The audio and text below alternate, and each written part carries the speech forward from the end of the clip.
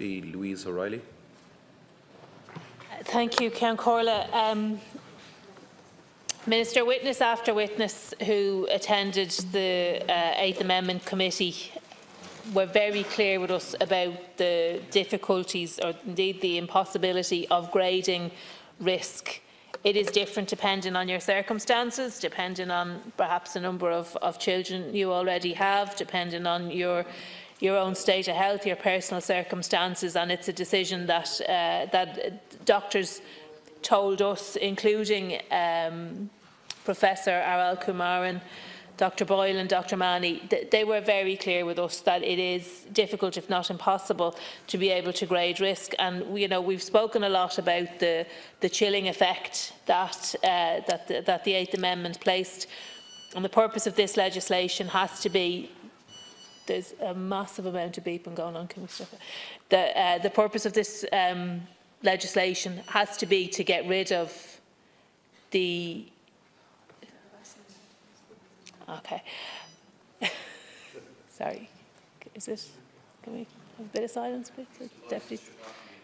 Or taking a phone call. So, can whoever has the phone that's making the beep and just go outside? It'll probably just be easier.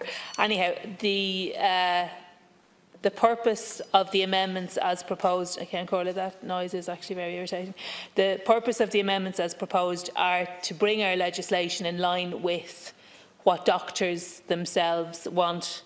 In the case of amendment number 16, it's to do what we said we wanted to do, which is to trust women and to put women at the heart of this legislation.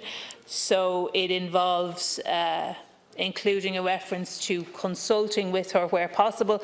We were cognizant in compiling this amendment of the possibility of a woman not being able to engage fully in that consultation for whatever reason. So it simply says where possible. Amendment 17 references serious harm, and again, that for all of the reasons that we have stated, it is not possible to grade harm and risk in that way. It will have the effect of just continuing the chilling effect. And with regard to the substitution of reduce for avert, the reasons for that have already been outlined, and I don't propose to go over them. But I do think that we've already had a debate about including the word access. The word access is only mentioned once, so that's in the offences section. That doesn't send a brilliant message in terms of what we're trying to do.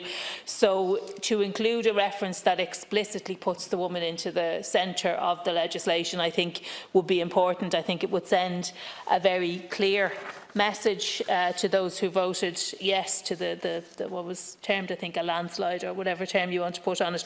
Would send a message to them that we heard them, that we want to make this legislation as good as it can be, and we want this legislation to deliver for those who need it.